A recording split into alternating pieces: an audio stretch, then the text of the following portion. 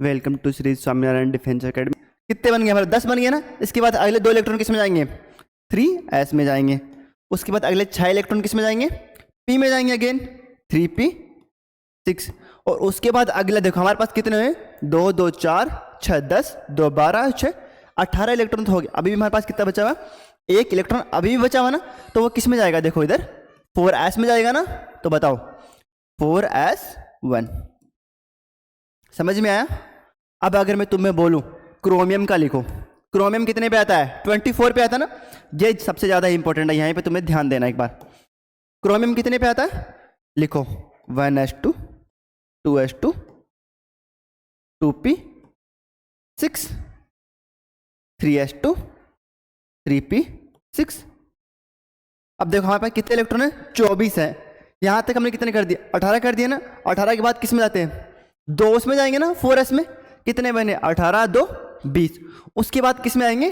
D में जाएंगे ना। डी में मैंने पहले बताया था कितने इलेक्ट्रॉन आ सकते हैं? मैक्सिमम 10 आ सकते हैं। हमारे पास अभी कितने बचे हुए? 4 बचे हुए ना। कितना हुआ? 3d4। बट क्या हमने जो ये लिखा वो सही है? देखो अकॉर्डिंग अगर हम इस ऑर्डर को फॉलो करेंगे तो इस ऑर्डर के अकॉर्डिंग तो ये सही है, बट एक्चुअल में ये सही नहीं है। तो ये सही कैसे होगा? इस पर ध्यान देते हैं। ये एक्चुअल में सही नहीं है। ये क्यों सही नहीं है? देखो जब भी तुम्हें ना ये वाला इलेक्ट्रॉनिक कॉन्फ़िगरेशन कहीं भी दिख जाए 4s2 और 3d4, और या फिर 4s2 3d9, अगर तुम्हें ये 2 केस दिख रहे हैं तो सबसे पहले क्या बनेगा? याद रखना, इस वाले केस में बनेगा हमारे पास, ये बन जाएगा 4s1 3d5। याद रखना क्या बनेगा हमारे पास। देखो इलेक्ट्रॉन कितने हैं? 2 और 4 6 है ना। यहाँ पे कितने में? 1 और 5 6 ही है। बट बताओ यहाँ के कंपैरिजन में ये क्यों बनना चाह रहा है? क्यों बनना चाह रहा है? इसका रीजन है 3d5 की higher stability compare to 3d4। इसका रीजन क्या हुआ? सेम हमारे पास यहाँ पे क्या बनेगा? यहाँ बनेगा हमारे पास 4s1 और 3d10।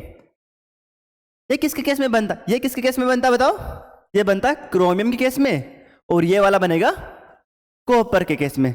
ये वाले 2 इंपॉर्टेंट एग्जांपल्स है, एग्जाम में पूछे जाएंगे, इसको याद कर लेना, ठीक है। अगर मैं तुमको जब भी तुमको ये दोनों दिखेंगे 4s2 3d4 या 4s2 3d9, तो हमें क्या करना पड़ेगा? इनको चेंज करके हमें लिखना पड़ेगा 4s1 3d5 और 4s1 3d10। इसका रीजन क्या है? इसका रीजन लिख लेना स्टेबिलिटी। देखो हमारे पास जो स्टेबिलिटी ऑफ D5 और D10 होती है वो कंपेरेटिवली D4 और D9 से बहुत ज़्यादा होती है। तो इसका एक्चुअल कॉन्फ़िगरेशन क्या बनेगा बताओ? यहाँ तक तो सेम आएगा, है ना। यहाँ तक तो एग्जैक्ट सेम आएगा। आगे क्या बनेगा? 4s1 3d5। समझ आ गया? ये वाला एक इंपॉर्टेंट एग्जाम्पल था। यहाँ तक किया। अब चलो हम करते हैं, अब कॉपर का लिखते हैं। कॉपर कितने पे आता है? 29 पे आता है ना। इसका लिखेंगे पहले 2 इलेक्ट्रॉन किस में जाएंगे? 1s में जाएंगे 1s2। अगले 2 इलेक्ट्रॉन 2s2। उसके बाद 6 इलेक्ट्रॉन किस में जाएंगे? p में जाएंगे ना। तो किस में जाएंगे? 2p6। आगे किस में जाएंगे? 3s में जाएंगे 3s2 3p6। कितने हो चुके हैं अब तक? टोटल 18 इलेक्ट्रॉन हो चुके हैं ना। इसके बाद किस में जाएंगे? 2 इलेक्ट्रॉन 4s2, और उसके बाद किस में जाएंगे? 3d9, यानी कि टोटल 29। और मैंने अभी भी क्या बताया था? अगर ऐसा केस बनेगा तो हम क्या करेंगे? उसको ऐसे से नहीं लिखेंगे, उसको चेंज करेंगे ना। तो बताओ यहाँ पे एग्जैक्टली क्या आएगा हमारे पास? यहाँ पे आएगा 3p6 4s1, और साथ में कितना आएगा? 3d10। समझिए ना? ये वाला नोट डाउन कर लेना। अच्छा एग्जाम्पल था। यानी कि हमारे पास अब तक क्या टॉपिक हो चुका है? इलेक्ट्रॉनिक कॉन्फ़िगरेशन हो चुका है ना। अब चलो आगे करते हैं। इलेक्ट्रॉनिक कॉन्फ़िगरेशन हुआ ना। अब देखो यहाँ पे कुछ क्वेश्चंस पूछे, उसने कैसे पूछे हैं? Go through the modern periodic table and right the names and below, यानी कि जो ग्रुप 1 के टोटल एलिमेंट्स हैं उनके नीचे तुम्हें नाम लिखना और उनकी कॉन्फ़िगरेशन लिखने। लिख दोगे ना सारे के सारे? पहला हो गया write the electronic configuration of first 4 element in this group. कर देंगे ये काम अभी। Which similarity do you found in the configuration? अब बताओ हमारे पास, देखो हमारे पास पहला ग्रुप कौन सा बताओ? Lithium, hydrogen, sodium, potassium. यहाँ तक कर लेते हैं। इसका कॉन्फ़िगरेशन क्या आएगा बताओ? 1s1। इसका कितना आएगा बताओ? 1s2 2s1। सेम इसका कितना बनेगा बताओ? 1s2 2s2 2p6 3s1। Same potassium क्या बनेगा 1s2 2s2 2p6 3s2 3p6 और 4s1। अब बताओ तुम्हें इनमें क्या सिमिलरिटी दिख रही है, बताओ क्या सिमिलरिटी दिख रही है। ध्यान से देखो हमारे पास कुछ सिमिलरिटी नजर आ रही है, यानी कि इनकी आउटर मोस्ट सेल है, उसमें क्या है आउटर मोस्ट सेल है, उसके अंदर सेम नंबर ऑफ इलेक्ट्रॉन है कि नहीं बताओ, सेम नंबर ऑफ इलेक्ट्रॉन है कि नहीं। कितने इलेक्ट्रॉन है सेम नंबर ऑफ, 1 ही तो इलेक्ट्रॉन, देखो 1 है 1 1 1, यानी कि जो भी हमारे पास, यहाँ से हम क्या समझ सकते हैं, यानी कि यहाँ से जो हमने ये किया यहाँ से क्या समझ सकते हैं, अगर हम डाउन द ग्रुप किसी भी डाउन द ग्रुप, अगर हम हमारी पीरियोडिक टेबल है उसमें किसी भी ग्रुप में डाउन द ग्रुप जाएंगे तो हमें क्या होगा, जो हमारे पास जो valence number of valence electron है वो क्या होंगे, कांस्टेंट होंगे कि नहीं होंगे। अरे हमारे पास, अब बताओ वैलेंस इलेक्ट्रॉन क्या होते हैं, क्या होते हैं वैलेंस इलेक्ट्रॉन, मैंने बताया था ना क्या होते हैं वैलेंस इलेक्ट्रॉन। वैलेंस इलेक्ट्रॉन वो होते हैं जो सबसे आउटर मोस्ट सेल में नंबर ऑफ इलेक्ट्रॉन प्रेजेंट होते हैं, उनको क्या बुलाते हैं हम, वैलेंस इलेक्ट्रॉन बुलाते हैं। तो सबकी आउटर मोस्ट जो सेल है उसमें तो एक ही तो इलेक्ट्रॉन है, और ये हमारे पास ये क्या क्या सबके अंदर नंबर ऑफ इनके जो नंबर है कांस्टेंट है ना। अरे यहाँ भी एक है, यहाँ भी एक है, यहाँ भी एक है और यहाँ भी एक है। इसका मीनिंग क्या हुआ, अगर हम डाउन द ग्रुप किसी भी ग्रुप में मूव करते हैं तो क्या होगा, क्या होगा, जो नंबर ऑफ वैलेंस इलेक्ट्रॉन है वो कांस्टेंट होंगे कि नहीं होंगे, होंगे ना। ये वाला टॉपिक समझ आया, how many valence electrons are there in each of these element 1, यानी कि हमने ये वाला टॉपिक कवर कर लिया, समझे। अब आगे मूव कर, हाँ देखो ये वाला टॉपिक इंपॉर्टेंट है। हमारे पास टोटल नंबर ऑफ एलिमेंट्स कितने पीरियोडिक टेबल में, याद रखना 118। इसमें से याद रखने वाली बात यह है 92 पे कौन आता है, यूरेनियम, और 93 और 94 को छोड़ा एक बार, 95 से 118। एक बात याद रखना, ये जितने भी एलिमेंट्स हैं 95 टू 118 ये क्या है हमारे पास, मेन बेड। इसका मीनिंग क्या हुआ, ये क्या है, सिंथेटिक एलिमेंट है, ये हमारे पास नेचर में प्रेजेंट नहीं होते। बट 92 पे कौन आता है, 92 पे यूरेनियम आता है। यहाँ तक के टोटल एलिमेंट्स क्या है, टोटल एलिमेंट्स क्या होंगे, सारे के सारे क्या है, नेचुरली अकरिंग। ये सारे के सारे एलिमेंट्स हमारे पास क्या होते हैं, नेचर में प्रेजेंट। अब मैंने यहाँ पे 2 एलिमेंट छोड़े, कौन से 93 एंड 94। यहाँ पे कौन कौन आता है, यहाँ पे याद रखना, एक तो आता है नेपच्यूनियन और एक आता है पीयू। इसके मुझे नाम याद नहीं है, बट ये याद रखना ये दोनों एलिमेंट क्या होते हैं, इन दोनों एलिमेंट्स की क्वांटिटी बहुत कम है, बट ये हमें नेचर में मिलते कैसे, याद रखना इसके बारे में। एक याद रखना, एक हमारे पास यूरेनियम का और होता है जिसका नाम है पिच ब्लेंड, इस वाले और में हमारे पास क्या होता है, यूरेनियम के साथ हमें क्या क्या मिलता है, एनपी भी मिलता है और पीयू भी मिलता है। हमें याद रखना है पिच ब्लेंड में कौन कौन से एलिमेंट्स होते हैं, कोई तुमसे एग्जाम्पल पूछेगा तो कौन से बताने हैं, यूरेनियम, एनपी और पीयू। इनके एटम के नंबर क्या होते हैं, 92 93 और 94। इसको याद रख लेंगे ना।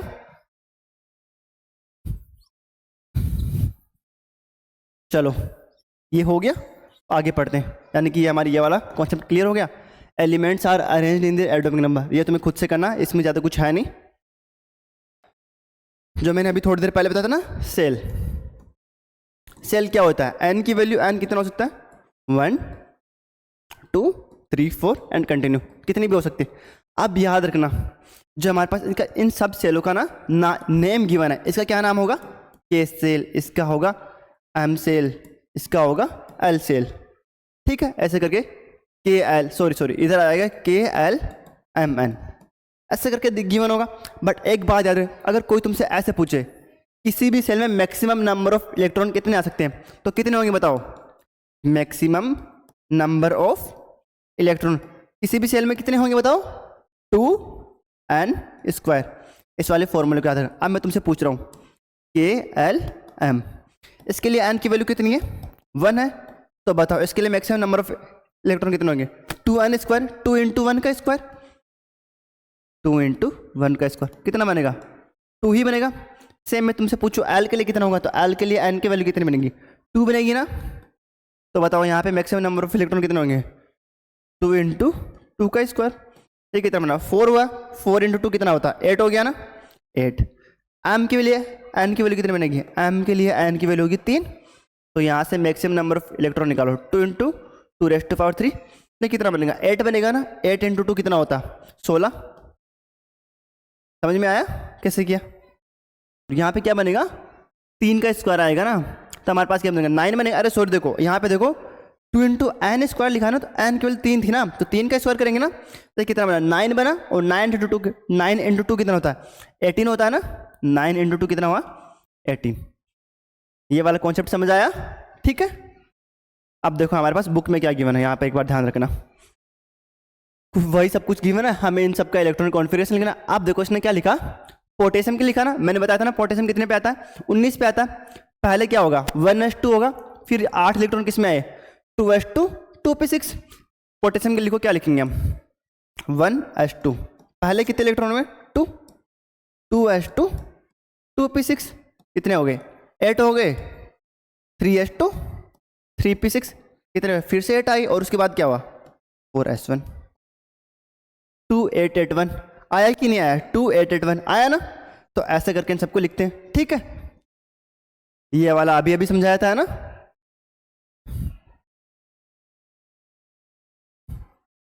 हमारे पास जो एन सब सेल होती है, सॉरी एन सेल होती है, उसके लिए एन की वैल्यू कितनी होती है, कैपिटल एन जो हमारे सेल होगी उसके लिए एन की वैल्यू कितनी होगी 4 होगी ना। तो हम यहाँ से क्या करेंगे 2n² क्या 32 आ जाएंगे। चलो ठीक है।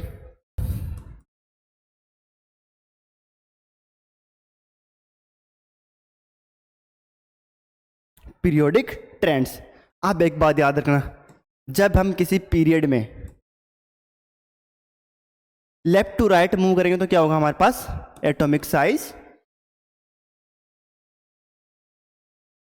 एटॉमिक साइज क्या होगी रेड्यूस या डिक्रीज होगी कि नहीं होगी। और अगर हम किसी भी ग्रुप में टॉप टू बॉटम मूव करेंगे तो क्या होगा हमारे पास, बताओ क्या होगा एटॉमिक साइज होगा वो क्या करेगा इंक्रीज करेगा।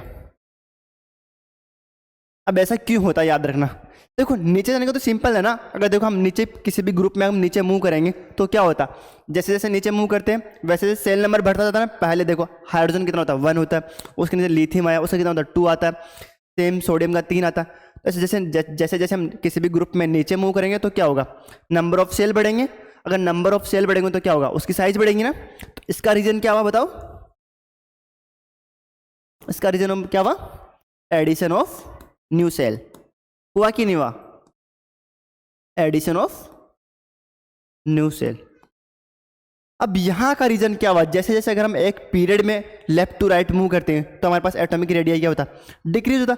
बट ऐसा क्यों होता यहां पे याद रखना, हमारे पास जैसे जैसे हम पीरियड में लेफ्ट टू राइट मूव करते हैं हमारे पास क्या होता है जेड इफेक्टिव इंक्रीज होता है। अब ये जेड इफेक्टिव क्या है इसके बारे में थोड़ा सा पढ़ो सुनो। हमारे पास क्या है, मैंने नए टर्म्स क्या बताया तुमको अभी अभी जेड इफेक्टिव। अब ये क्या होता है, देखो हमारे पास कोई भी एक न्यूक्लियस होता है हमारे पास, ये हमारे पास उसकी आउटर मोस्ट टेल है। यहाँ पे क्या होता है हमारे पास इलेक्ट्रॉन्स होते हैं, ये वाले इलेक्ट्रॉन इसको क्या करते हैं जो न्यूक्लियस होता है इन वाले इलेक्ट्रॉन खींचता है। अब देखो हमारे पास जैसे जैसे पीरियड में मूव करेंगे हमारे पास क्या क्या होगा एक नंबर ऑफ प्रोटॉन बढ़ता है और एक नंबर ऑफ इलेक्ट्रॉन बढ़ता है, सेम है ना। अरे हमारे पास देखो पीरियड में क्या होता है हमारे पास इधर से इधर जाते हैं क्या होता है, जैसे ये वाला लिखते हैं lithium beryllium boron carbon nitrogen. जैसे यहाँ इसका एटॉमिक नंबर कितना होता है 3 4 5 6 और 7 सिंपल। जैसे जैसे हम इधर से इधर मूव कर रहे हैं हमारे पास क्या हो रहा है एक तो इनका नंबर ऑफ प्रोटॉन बढ़ते जा रहे हैं एक एक और एक एक नंबर ऑफ इलेक्ट्रॉन बढ़ते जा रहे हैं। तो जैसे जैसे हमारे पास इसकी साइज बड़ी होगी हमारे पास जो आउटर मोस्ट इलेक्ट्रॉन है उसकी तरफ अट्रैक्शन बढ़ेगा ना। और अगर अट्रैक्शन बढ़ेगा तो क्या करेगा इनकी साइज को छोटा करेगा ना। अरे जैसे जैसे इसका अट्रैक्शन बढ़ेगा तो क्या करेगा उसको अपने तरफ अट्रैक्ट करेगा। जैसे जैसे अट्रैक्ट करेगा तो हमारे पास क्या होगा जो इसकी रेडियस होगी वो अंदर की तरफ आना चाहिए ना। बताओ तो क्या हो रहा है इसका साइज कम हो रहा है ना, हो रहा है कि नहीं हो रहा है ना। अब देखो हमारे पास क्या होता है एक रीजन और होता है, ये वाला इलेक्ट्रॉन इसको रिपल भी तो कर रहा है, जो अदर इलेक्ट्रॉन्स हैं वो इसको रिपल भी करते हैं। इसको क्या बुलाते हैं, ये वाला जो होता है इसको नाम बुलाते हैं शील्डिंग इफेक्ट। और ये हमको कहाँ पढ़ना है शील्डिंग इफेक्ट या स्क्रीनिंग इफेक्ट। ये हमको पढ़ना है 11th क्लास में। जब हम 11th स्टार्ट करेंगे तब पढ़ेंगे ना, बट अभी हमको इतना समझ आया ना इसका रीजन क्या हुआ, जेड इफेक्टिव हुआ ना। चलो अगर अब मैं तुमसे ऐसा बोलूं कि जो ग्रुप 2 है उसके अंदर एटॉमिक रेडियस है, उसका ऑर्डर लिखो, तो कैसे लिखेंगे बताओ। एटॉमिक रेडियस चलो हमने मान लिया आर है, तो बताओ सबसे बड़ी किसकी होगी, लिथियम की होगी। उसके बाद किसकी आएगी, beryllium, boron, carbon, nitrogen, oxygen और फ्लोरीन। अब एक बात याद रखना, किसी भी पीरियड के अंदर सबसे मैक्सिमम रेडियस किसकी होगी, उस पीरियड के अंदर जो सबसे लास्ट एलिमेंट होगा उसको क्या बुलाते हैं, नोबल गैस बुलाते हैं ना। तो इसके अंदर कौन सा होता है, नियोन की। अब बताओ, मैंने अभी तो बोला कि अगर हम पीरियड में यहाँ से वहाँ मूव करते तो जेड इफेक्टिव बढ़ता है, तो उसके अकॉर्डिंग तो उसकी रेडियस सबसे कम होनी चाहिए, बट ऐसा नहीं होता, उसकी रेडियस तो मैक्सिमम होती है। अब बताओ उसकी मैक्सिमम क्यों है उसकी मैक्सिमम, उसका रीजन है। उसका रीजन क्या है, हमेशा याद रखना, हमारे पास जो इनर्ट गैसेस होती है इसका मीनिंग क्या हुआ, ये किससे रिएक्ट नहीं करती, यानी कि हमारे पास ये कैसे होगी, मोनो एटॉमिक फॉर्म में प्रेजेंट होगी ना, मोनो एटॉमिक फॉर्म्स में प्रेजेंट होगी। ये क्या हुआ, मोनो एटॉमिक फॉर्म में प्रेजेंट होगा। इसका मीनिंग क्या हुआ, ये हमारे पास कैसे होगा, हमारे पास नियोन। अब मानो हमारे पास फ्लोरीन कैसे प्रेजेंट होता है, फ्लोरीन होता है F2 की फॉर्म में, हमारे पास कैसे होगा F2। दो एटम हमेशा बॉन्ड बना रहे हैं, बॉन्ड बनाएंगे, इसका मीनिंग क्या हुआ, उनकी रेडियस कम होगी। हमारे पास ये वाले तो सिंगल एटम्स हुए ना, ये तो एक दूसरे से बॉन्ड ही नहीं बनाते, और जब बॉन्ड नहीं बनाते तो इसको क्या बुलाते हैं, वांडरवाल। ये हमारे पास कैसे अट्रैक्ट होते हैं एक दूसरे से, वांडरवाल फोर्सेस से। और जब भी कोई एटम, याद रखना, वांडरवाल फोर्सेस से अट्रैक्ट होता है तो उसको क्या बुलाते हैं, जो उसकी रेडियस होता है उस कौन सी रेडियस होगी, उसकी जो रेडियस होती है उसको क्या बुलाते हैं, वांडरवाल रेडियस। और एक बात याद रखना, वांडरवाल रेडियस हमेशा जो भी कंपाउंड बॉन्ड बनाते हैं, यानी कि जो आयोनिक बॉन्ड बनाएंगे और कुछ क्या बनाएंगे, कोवेलेंट बॉन्ड बनाएंगे, उनकी रेडियस से बड़ा होता है। इसका मीनिंग क्या हुआ हमारे पास, R radius of neon is greater than radius of fluorine. Reason क्या है, इसकी जो रेडियस हुई कौन सी होगी, इसकी रेडियस कौन सी होगी बताओ, इसकी जो रेडियस बनेगी वो बनेगी हमारे पास वांडरवाल रेडियस, और इसकी कौन सी बनेगी, आयोनिक या कोवेलेंट। समझ में आ गया हमारे पास, ये वाला ऑर्डर समझ में आया ना। अब चलो आगे बुक में क्या दे रखा वो देखते हैं एक बार। एटॉमिक साइज हम यही पढ़ रहे हैं, देखो हमारे पास मैंने अभी भी क्या बताया, अगर हम डाउन द ग्रुप जाते हैं तो रेडियस बढ़ती है। क्यों बढ़ती है, क्योंकि जो एडिशन ऑफ सेल होता है ना, यहाँ पे देखो हमारे पास नीचे क्या है, पोटेशियम है, सोडियम, रुबिडियम, सीजियम, लिथियम। इनको लिखो एक बार, लिथियम, सोडियम, पोटेशियम, रुबिडियम और सीजियम।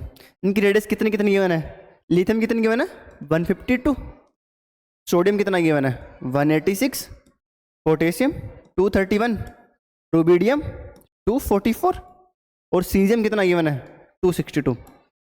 समझ आ रहा है, नीचे जा रहे हैं तो क्या हो रहा है, रेडियस क्या हो रहा है, इंक्रीज हो रहा है। रेडियस इंक्रीज क्यों हुआ, एडिशन ऑफ सेल, यही तो पढ़ाया था थोड़ी देर पहले। समझ में आ गया ना इसका रीजन क्या था। चलो और यहाँ पर देखो हमारे पास यहाँ पे क्या हो रहा है, ऑक्सीजन, ब्रोमीन, यानी कि हम पीरियड में इधर से इधर जाएंगे। हमारे पास क्या बोला था मैंने, इधर से इधर जाने पे रेडियस कम होती है ना, देखो कम हो रही है ना, कम क्यों हो रही है, इसका रीजन क्या बताया था, जेड इफेक्टिव बढ़ रहा है। समझ में आ गया, जेड इफेक्टिव क्या हो रहा है यहाँ पर, बढ़ रहा है ना, समझे इतना। आगे पढ़ते हैं चलो। अब मेटल और नॉन मेटल क्या होगा, इतना तो पता होगा ना। मेटल्स क्या करते हैं, इलेक्ट्रॉन लूज करने की टेंडेंसी रखते हैं, और नॉन मेटल्स क्या होते हैं बताओ, नॉन मेटल्स क्या होते हैं, इलेक्ट्रॉन गेन करने की टेंडेंसी हाई होती है। सिंपल है इतना। अब एक बात याद रखना, जो भी हमारे पास पीरियोडिक टेबल है, हमारे पास क्या होगा, हम किसी भी पीरियड में लेफ्ट टू राइट मूव करते हैं, हमारे पास क्या होगा, नॉन मेटेलिक कैरेक्टर बढ़ेगा, नॉन मेटेलिक कैरेक्टर क्या होगा, बढ़ेगा। और डाउन द ग्रुप जाएंगे तो क्या होगा, हमारे पास मेटेलिक कैरेक्टर बढ़ता है।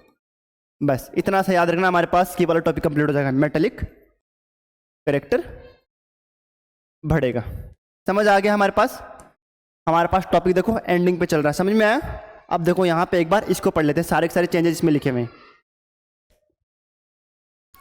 देखो मैंने अभी बताया था ना तुमको,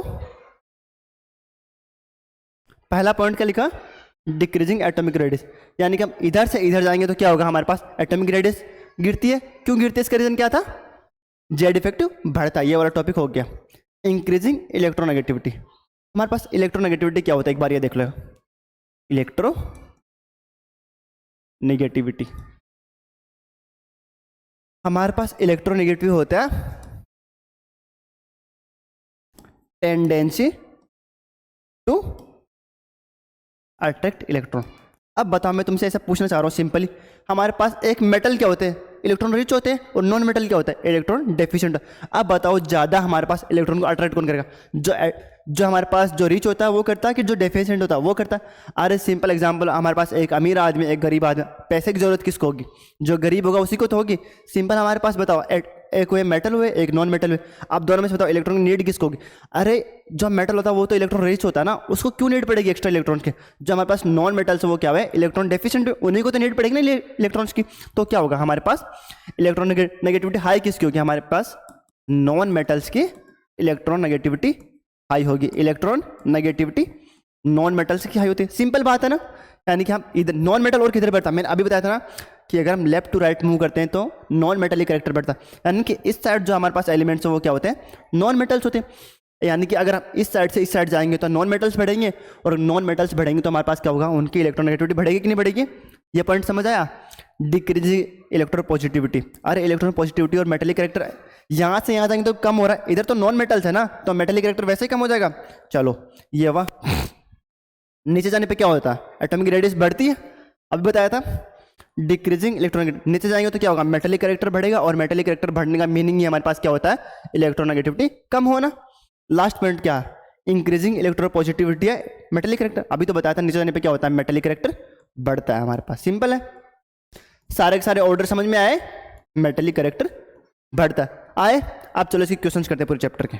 what is the cause of non metallic character in elements, उनकी इलेक्ट्रॉन डेफिशिएंट करती है ना, सीधी सी बात है।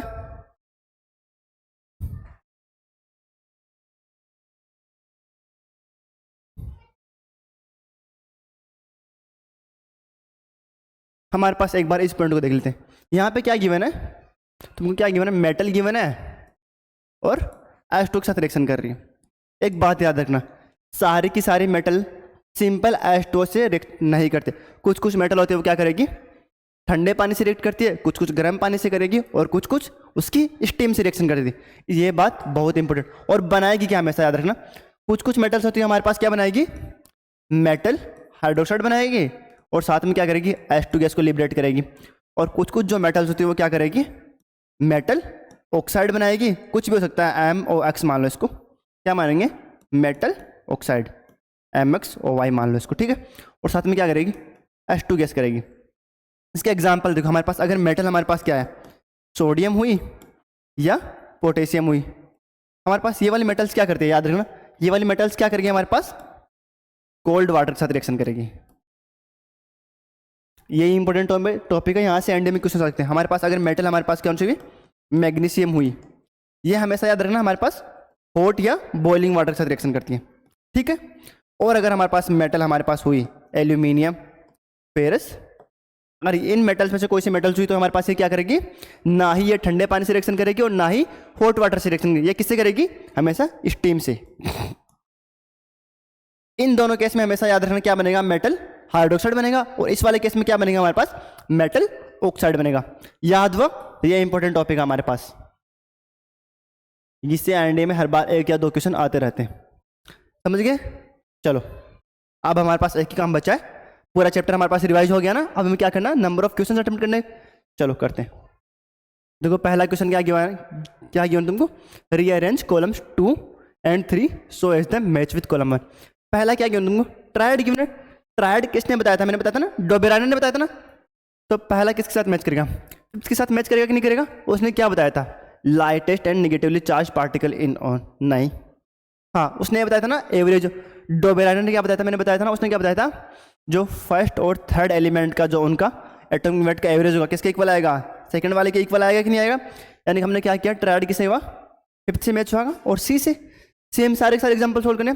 ऑक्टेव किसने बताया था, बताओ, ऑक्टेव किसने बताया था, न्यूलैंड्स ने बताया था ना। और उसने क्या बताया था, पहला जो एलिमेंट होगा उसकी प्रॉपर्टी किससे मैच करेगी, डायरेक्ट एट्थ एलिमेंट से मैच करेगी ना। चलो करो, properties of eighth element similar to the first, हमारे पास ये भी हो गया।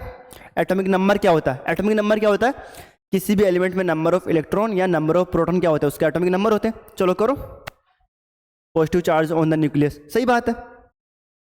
Positive charge on the nucleus क्या होता है, नंबर ऑफ अरे हमारे पास जो न्यूक्लियस होता है उसमें क्या प्रेजेंट होते हैं, जो सेंटर होता है उसमें क्या होता है हमारे पास, नंबर ऑफ न्यूट्रॉन होते हैं और नंबर ऑफ प्रोटॉन होते हैं। न्यूट्रॉन हमारे पास क्या होते हैं, न्यूट्रल होते हैं।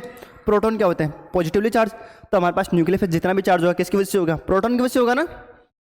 तो पॉजिटिव चार्ज जितना होगा वो नंबर ऑफ प्रोटॉन की वजह से आएगा। और उसको क्या बुलाते हैं हम, क्या बुलाएंगे हम उसको, एटॉमिक नंबर बुलाएंगे। और ये किसने बताया था, एटॉमिक नंबर किससे रिलेटेड था, एक बार इसको छोड़ो, इधर बाद में देखेंगे। पीरियड क्या होते हैं हमारे पास, पीरियड क्या बोला था मैंने, इस वाली रो को बुलाते हैं single sequential change in molecular form, positively concentration mass and positive charge, lightest and negatively. Sequential charge, electron क्या होते हैं, total number of negative charge. Nucleus क्या होता है, दोनों का न्यूट्रॉन प्लस प्रोटॉन होता है। हमारे पास average of concentrated mass of positive charge. ये हुआ कि नहीं हुआ, न्यूक्लियस हो गया ना ये, तो lightest and negatively charge particle, electron हो गया ना ये, यानी कि पहले के 5 ऑप्शन सही हो गए। चलो अब अगला क्वेश्चन करते हैं। ये हमारे पास थ्योरी बेस्ड क्वेश्चन था। अगला करो, चूज द करेक्ट ऑप्शन करो। पहला क्वेश्चन क्या गिवन तुमको, the number of electrons in outer most shell of alkali metal. अब याद रखना तुम्हें, कुछ कुछ बातें याद रख लो। एल्कली मेटल्स क्या होते हैं,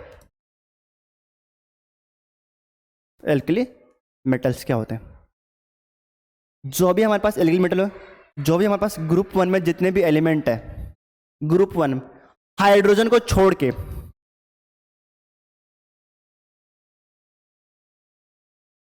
हाइड्रोजन को छोड़ के ग्रुप 1 में जितने मेटल्स को क्या नाम दिया गिवन है, एल्कली मेटल। सेम हमारे पास ग्रुप 2 है, उसके सारे के सारे एलिमेंट्स का क्या नाम है, एल्कली अर्थ मेटल्स। क्या नाम है उनका, एल्कली अर्थ मेटल्स।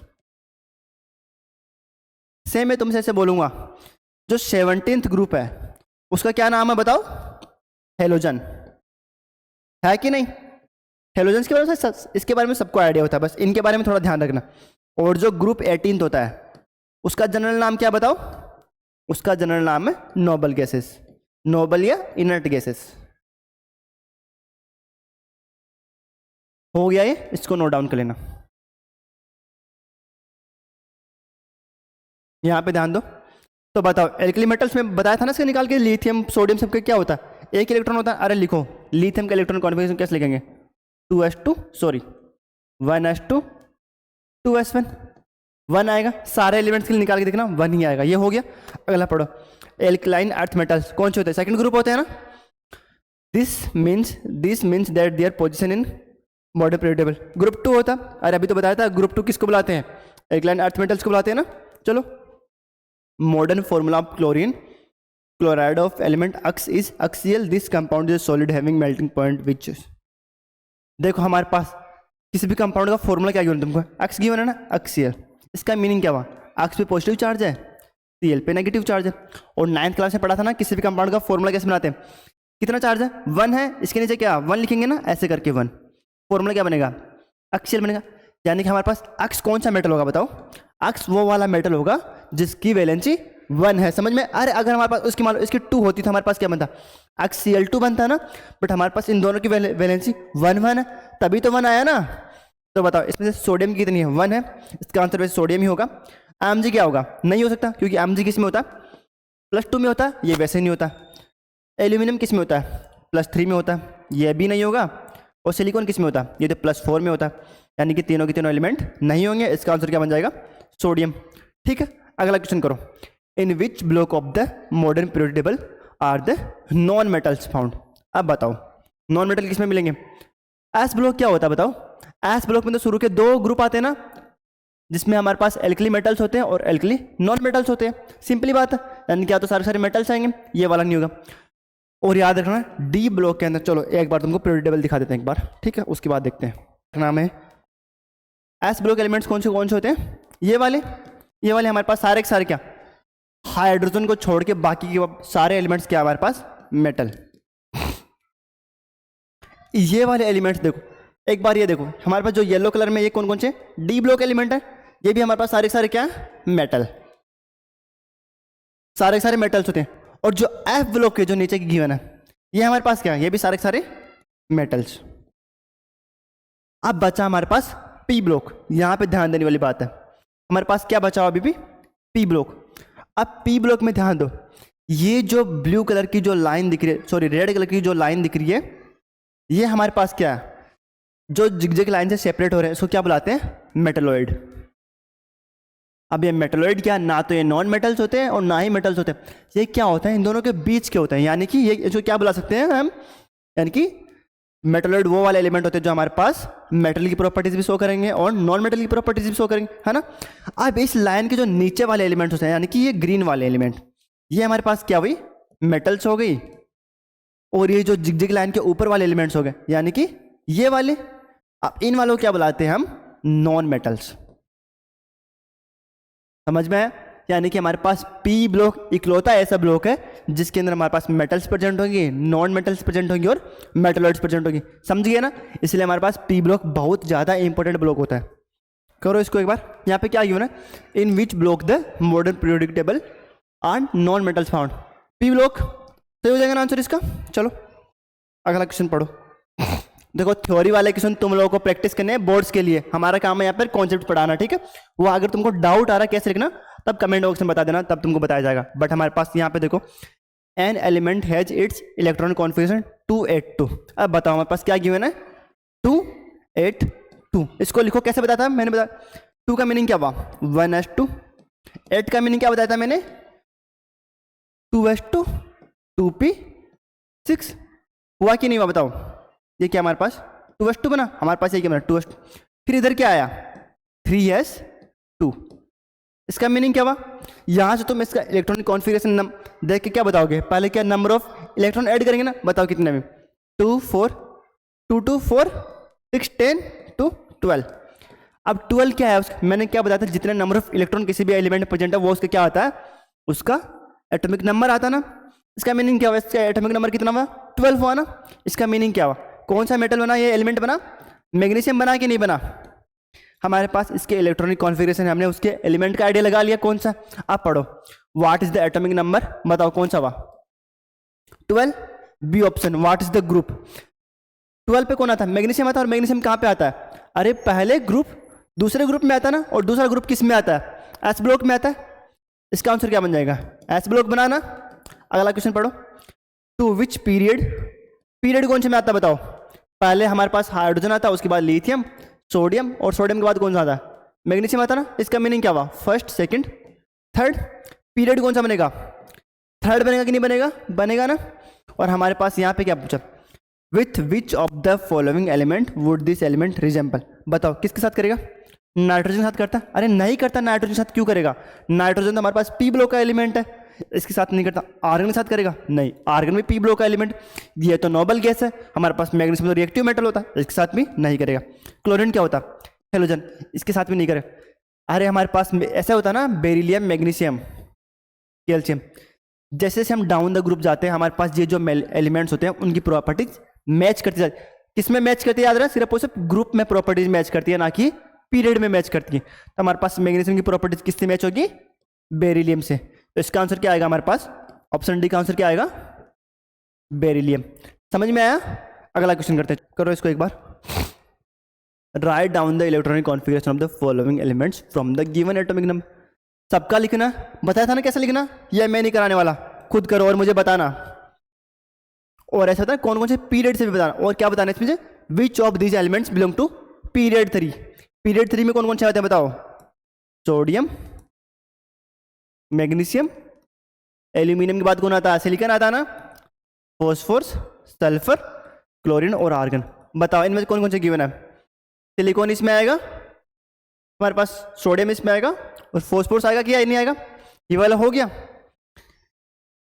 अगर आप पढ़ो, which is the most electronegative element. मैंने क्या बताया था, इलेक्ट्रोनेगेटिविटी कैसे बढ़ेगी, पीरियड में ऐसे मूव करेंगे तो क्या होता है, इलेक्ट्रोनेगेटिविटी बढ़ती है ना। पीरियड में ऐसे मूव करते तो क्या होता है, हमारे पास इलेक्ट्रोनेगेटिविटी बढ़ेगी। तो बताओ हमारे पास किसकी सबसे हाईएस्ट होगी, ऑक्सीजन की होगी ना। अरे देखो हमारे पास क्या होता है, इनको पहले ऑर्डर में लिखो, कार्बन नाइट्रोजन ऑक्सीजन ऐसे आता है हमारे पास, फिर इधर आता है बोरॉन, और एल्यूमिनियम किसके नीचे आता है बताओ, बोरॉन नीचे। अब बताओ इधर से इधर मूव करेंगे, एक इधर से इधर जा रहा, सबसे लास्ट में कौन आ रहा है, ऑक्सीजन आ रहा है ग्रुप में। तो बताओ सबसे हाईएस्ट किसी होती है, ऑक्सीजन की। और वैसे मैं तुमसे सिंपल है, सबसे पूरी पीरियोडिक टेबल में सबसे हाईएस्ट किसकी होती है? तो याद रखना फ्लोरीन की इलेक्ट्रोनेगेटिविटी पूरी पीरियोडिक टेबल में मैक्सिमम और कितनी होती है? -4। ये मैक्सिमम वैल्यू इलेक्ट्रोनेगेटिविटी की किसी भी एलिमेंट के लिए। समझ गए? अगला क्वेश्चन पढ़ो। Which of the following electropositive element among this? बताओ इलेक्ट्रोपॉजिटिव का मीनिंग क्या हुआ? जिसकी मेटेलिक कैरेक्टर ज्यादा। अब बताओ इसमें से सबसे ज्यादा मेटेलिक कैरेक्टर कौन सा होगा? अरे देखो हमारे पास एक हुआ बेरिलियम बना हमारे पास, एक बना हमारे पास CO, और इसके बाद कौन है हमारे पास? बोरॉन का हमारे पास नहीं होता, ऑक्सीजन नॉन मेटल है, कार्बन हमारे पास मेटलॉइड के फॉर्म में आता है और कई बार नॉन मेटल की तरह काम करता है। बेरिलियम हमारे पास क्या है? मेटेलिक होता है, और एल्यूमिनियम हमारे पास मेटेलिक। बट हमारे पास बेरिलियम क्या? बताओ बेरिलियम क्या है? S ब्लॉक एलिमेंट है, और एल्यूमिनियम क्या हमारे पास? P ब्लॉक एलिमेंट है। तो बताओ दोनों में से मेटेलिक कैरेक्टर किसका ज्यादा होगा? बताओ किसका ज्यादा होगा? किसका ज्यादा होगा? बट एक बात ध्यान रखने वाली और बात है यहाँ पर, थोड़ा कंफ्यूजन ना हो इस बात है। बेरिलियम किस में आता है हमारे पास? ऐसे आता ना पीरियड 2 में आता है, और हमारे पास जो एल्यूमिनियम आता है वो किस में आता है? पीरियड 3 में आता है। पीरियड किस में आएगा? 3 में। ऑल्दो हमारे पास बेरिलियम किस में आता है? S ब्लॉक में आता है, बट हमारे पास एल्यूमिनियम की इलेक्ट्रोपॉजिटिविटी किसी बेरिलियम से हाई होगी। क्यों हाई होगी? क्योंकि हमारे पास पीरियड 3 का एलिमेंट। अरे जैसे नीचे जाएंगे वैसे वैसे क्या होता है? इलेक्ट्रोपॉजिटिविटी और मेटेलिक कैरेक्टर बढ़ता है कि नहीं बढ़ता? बढ़ता है ना। समझ आया? इसका आंसर क्या बनेगा फिर बताओ? एल्यूमिनियम बनेगा। ये वाला भी हो गया। विच of these have largest atoms? Largest atoms का मीनिंग क्या हुआ हमारे पास? लार्जेस्ट एटम का मतलब साइज पूछा इसने। किसकी साइज बड़ी होगी? बताओ किसकी साइज बड़ी होगी? पहले इनको एक ऑर्डर में लिखो तभी तो समझ आएगा किधर किधर फॉलो करना। हमारे पास सोडियम, मैग्नीशियम, उसके बाद क्या पूछा इसने? ये वाला क्वेश्चन था ना, सोडियम मैग्नीशियम। उसके बाद हमारे पास कौन सा आएगा? सिलिकॉन आएगा, बीच का एलिमेंट में छोड़ दिया। उसके बाद फॉस्फोरस आएगा, फिर सल्फर छोड़ा और क्लोरीन। इधर से इधर मूव करते हैं, क्या होता है? साइज कम होती है। साइज कम क्यों होती है? जेड इफेक्टिव बढ़ता है। तो सबसे लार्जेस्ट साइज किसकी चाहिए? सोडियम की बनेगी ना। तो ई का आंसर क्या बनेगा? सोडियम बनेगा। विच ऑफ दिस एटम है स्मॉलेस्ट एटॉमिक रेडियस? सबसे स्मॉल साइज किसकी बनेगी? मैंने क्या बोला था? डाउन द ग्रुप जाएंगे तो क्या होता है हमारे पास? पहले इनको एक ऑर्डर में लिखो। हमारे पास क्या गिवन है? Li, Na और पोटेशियम, और इधर उधर क्या गिवन? वो बेरिलियम गिवन है। इधर से इधर मूव करने पे क्या होता है? साइज कम होती है। बेरिलियम वाला ऑप्शन कट गया। नीचे जाएंगे साइज बढ़ेगी, पोटेशियम सबसे ज़्यादा आ जाएगी। तो इसका आंसर क्या बनेगा? पोटेशियम आएगा। सबसे लार्जेस्ट साइज किसकी होगी? सॉरी स्मॉलेस्ट पूछा था ना उसने, स्मॉलेस्ट क्या होगा? बेरिलियम आएगा ना। अरे हमने यहाँ पे क्या फाइंड आउट किया? इसकी साइज इससे बड़ी होती है। क्यों होती है? इधर से इधर जा रहे हैं, जेड इफेक्टिव काम कर रहा है। नीचे जाएंगे तो वैसे साइज बढ़ जाएगी क्योंकि नंबर ऑफ सेल का एडिशन हो रहा है। तो इसका आंसर क्या बनेगा हमारे पास? बेरिलियम। अगला पढ़ो। Aluminium SI, which of these elements have highest metallic character? कौन सा होगा बताओ इसमें? इधर से इधर मूव करने पे हमारे पास क्या होता है? मेटेलिक कैरेक्टर घटता है। तो इसका आंसर सोडियम अपने आप आ जाएगा। Sodium. Which of have above element of the highest non metallic character? Non metallic character मतलब P ब्लॉक एलिमेंट में सबसे लास्ट में कौन आता है बताओ? FNO और लिथियम और कार्बन। इसको ऑर्डर क्या होगा? मतलब लिखो इनको। Li आता है, फिर कार्बन आता है, और फिर नाइट्रोजन, ऑक्सीजन और फ्लोरीन। बताओ नॉन मेटेलिक कैरेक्टर इधर से इधर जाते हैं, क्या होता है? नॉन मेटेलिक कैरेक्टर बढ़ता है। इसका मीनिंग क्या हुआ? फ्लोरीन क्या हुआ? सबसे हाईएस्ट नॉन मेटेलिक कैरेक्टर हो गया ना हमारे पास, फ्लोरीन। समझ में आया ये वाला क्वेश्चन? अगला करें, चलो ये वाला हो गया, एक बार क्लीन कर लेते हैं, इस साइज हल्का सा बढ़ा लेते हैं। अगला पढ़ो। Right the name and symbol of the element. चलो पढ़ो। पहला क्या गिवन है तुमको? The atom having the smallest size. कौन सा होगा बताओ? एक आंसर क्या? अरे हाइड्रोजन होगा कि नहीं होगा? होगा, अपने आप ही हो जाएगा। सिंपल देखो, हम पहला देखो हाइड्रोजन और हीलियम। पहला पीरियड की साइज सबसे कम होनी चाहिए, सबको पता है इतने, क्योंकि उनकी सेल नंबर 1। इसके अकॉर्डिंग मैंने क्या बताया था? इधर से इधर जाने पर जनरली क्या होता है? साइज कम होता है। बट हमारे पास हीलियम की साइज तो बड़ी होगी। हीलियम की साइज बड़ी क्यों होगी? मैंने बताया था ना, हीलियम क्या हमारे पास एक नोबल गैस, और नोबल गैस होने का मीनिंग क्या हुआ? जो भी नोबल गैस होती है वो क्या बनाता है, उसमें कौन सी रेडियस होती है? उनकी जो रेडियस होती है वो होती है वांडरवाल्स रेडियस होती है। यानी कि यहाँ पर सबसे साइज किसकी बनेगी? हाइड्रोजन की। ये हो गया the atom having the smallest atomic mass. H ही होगा इसका आंसर भी, बी का आंसर भी एच ही बनेगा। अरे 1 ही होता है इसका मास, तो सबसे कम यही होता है। द मोस्ट इलेक्ट्रोनेगेटिव एटम, सी का भी बताया था। फ्लोरीन होता है कि नहीं होता? होता है ना। The noble gas with the smallest atomic radius, helium. सही बात है। अरे सबसे ऊपर वही तो आती है, the most reactive non metal. ये बताओ फ्लोरीन, मैंने क्या बताया था सबसे ज्यादा रिएक्टिविटी किसकी होगी? जिसकी इलेक्ट्रोनेगेटिविटी सबसे हाईएस्ट होगी उसकी रिएक्टिविटी भी हायर होती है। सिंपल है। तो कौन सी हमारे पास? फ्लोरीन हो गया। ये वाला हो गया क्वेश्चन। अच्छा क्वेश्चन था ये। अगला पढ़ो, राइट शॉर्ट नोट्स। अब ये काम तुम लोगों का, अब यहाँ पे मैं तुम्हें हिंट दे सकता हूँ कैसे लिखना, बट करना तुमको ये नोट्स वोट्स बनाना, और जो बड़े वाले क्वेश्चन होते हैं डिस्क्रिप्शन वाले, वो तुम्हें खुद से लिखने हैं, क्योंकि वो तो हमारे पास नोट से करने होते हैं देख देख के। बुक पढ़ो और करो फिर उसको। और बट राइटिंग स्किल्स अच्छी होनी चाहिए तुम्हारे, ऐसा नहीं कि कुछ भी लिख रहे हैं, प्रॉपर। पहला क्या? Mendeley predictable.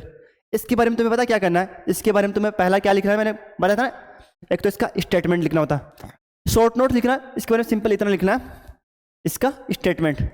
उसका स्टेटमेंट क्या बताया था मैंने, बताओ? स्टेटमेंट में मैंने कुछ बोला होगा ना, कुछ बोला होगा। क्या बोला था बताओ? ये बोला था ना कि जो मेटल्स होते हैं, सॉरी एलिमेंट्स होते हैं, उनकी प्रॉपर्टीज क्या होती है? उनके एटॉमिक मास का पीरियड डिफेक्शन होती है। ऐसा बताया था ना इसने मेंडलीव ने, वो लिख देना। Structure of the modern periodic table, इसके बारे में क्या बताना है? इसके बारे में तुम लोगों को बताना, जैसे एच ब्लॉक हो गया, पी ब्लॉक हो गया, डी एंड एफ, और उनको थोड़ा थोड़ा एक्सप्लेन कर देना। ये वाला भी हो जाएगा। पोजीशन ऑफ आइसोटॉप्स, हमारे पास यही तो है।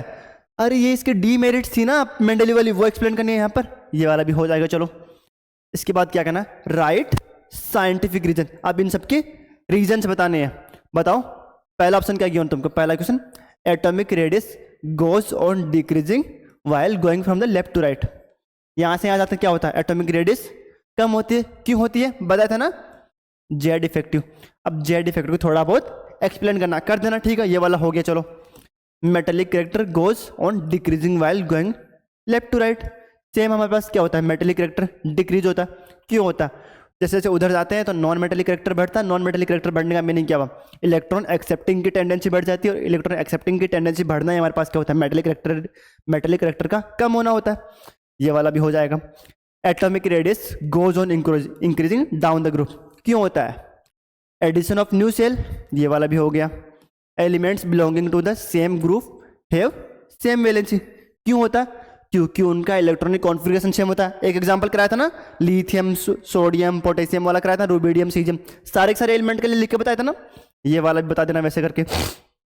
The third period contents only 8 element even though the electronic capacity of the third shell is 18। अब बताओ, मैंने बताया था ना क्या होता है थर्ड सेल का मीनिंग, क्या होता है? थर्ड सेल में कौन कौन से एलिमेंट आते हैं? 3s, 3p, 3d। इन सब का एडिशन कितना होता है? 2 होता है, 6 होता है, 10, 18। फिर भी हमारे पास जो थर्ड होता है, ग्रुप होता है, उसमें कौन कौन से एलिमेंट आते हैं? सोडियम से लेके ऑर्गन, यही तो होते हैं, सोडियम से लेके आर्गन तक। कितने एलिमेंट हुए? 8 ही हुए। ये 11 पे आता है, ये 18 पे आता है।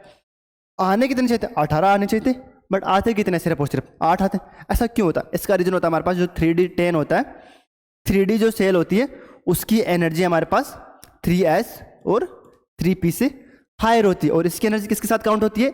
इसकी एनर्जी काउंट होती है 4s और 4p से। ऐसा क्यों होता है? देखो ऐसा ना, तुम 11th क्लास में जाओगे तो एक लॉ पढ़ते हैं हम, n+l लॉ। किसी के लिए अगर n+l की वैल्यू ज़्यादा होती है तो उसके अंदर इलेक्ट्रॉन की फीलिंग बाद में करते हैं। इसके लिए याद रखना कि n+l की वैल्यू कितनी होगी, कितनी होती है?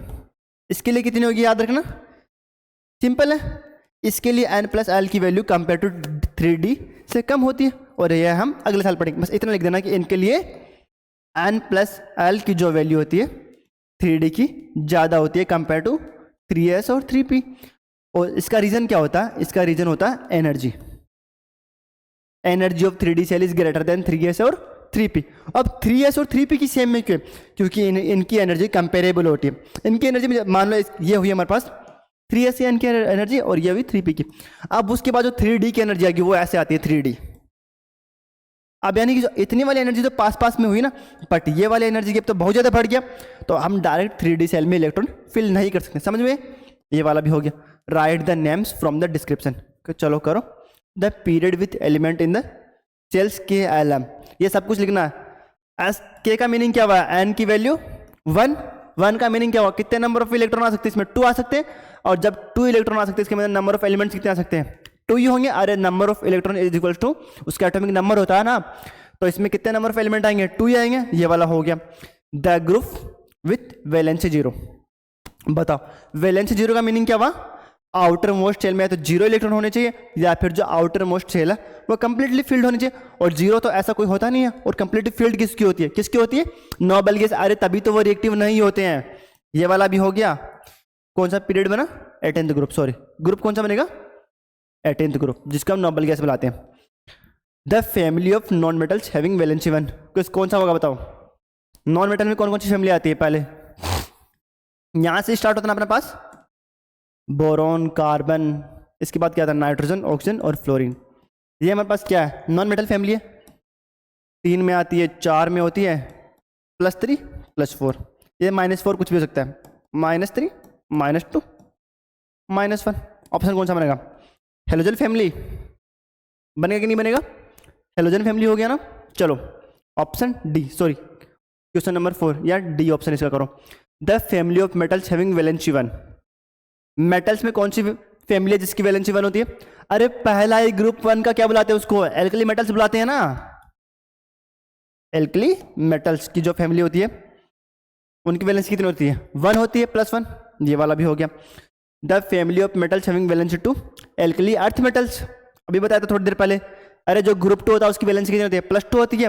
और सारे सर जो ग्रुप 2 होता है उसका नाम क्या गिवन है? एल्कली अर्थ मेटल्स नाम गिवन है ना उसका।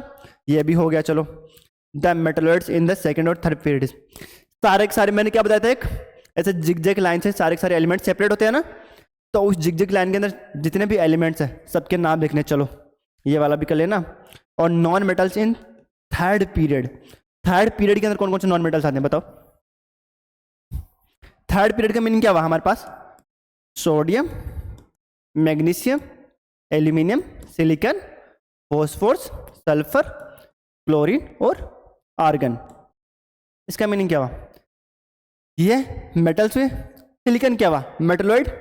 ये 3 हमारे पास, फॉस्फोरस, सल्फर, क्लोरीन, ये क्या हुआ? Non metals, noble gas. ये तो करना है। क्या बताया था? Non metals in third period. 3 हो गए, सबके नाम क्या हुए हमारे पास? फॉस्फोरस, सल्फर और क्लोरीन। हो गए ना। अब आगे क्या? 2 एलिमेंट्स हैविंग वैलेंसी 4, बताओ? कार्बन और सिलिकॉन। एक बात याद रखना, इसका मीनिंग ये नहीं होता कि कार्बन और सिलिकॉन वाले जो ग्रुप होता है उसके अंदर सारे के सारे एलिमेंट +4 नहीं दिखाएंगे। याद रखना, कार्बन हमारे पास +4 दिखाता है, ये भी हमारे पास +4 शो करता है। जर्मेनियम हमारे पास +4 और +4 शो कर सकता है, बट ये हमेशा टेंडेंसी नहीं होती कि इतने एलिमेंट्स बना दे। जर्मेनियम के इतने नंबर ऑफ कंपाउंड्स हमारे पास प्रेजेंट ही नहीं है कि +4 दिखाए। अब यहाँ पे प्रॉब्लम होती, ये हमेशा की हमेशा मोस्ट ऑफ द +2 ही बनाता है, क्योंकि मेटलिक करेक्टर बढ़ जाता है नीचे। ये हमारे पास +4 भी शो करता है और +2 भी शो कर सकता है। तो हमारे पास 2 एलिमेंट किसका नाम लिखेंगे हम जनरली? Carbon and silicon. ये वाला भी हो गया। अब तुम्हें प्रोजेक्ट में क्या करना है? Find out the application of all the inert gases. ये तुम्हें खुद से लिखना कि हीलियम, नियोन, आर्गन, इन सब का यूज कहाँ पे हो रहा होता है। चलो हमारा पूरा टॉपिक समझ में आ गया। कोई डाउट रह गया हो तो कमेंट बॉक्स में मेंशन कर देना, उसको सॉल्व कर देंगे। चलो ठीक है।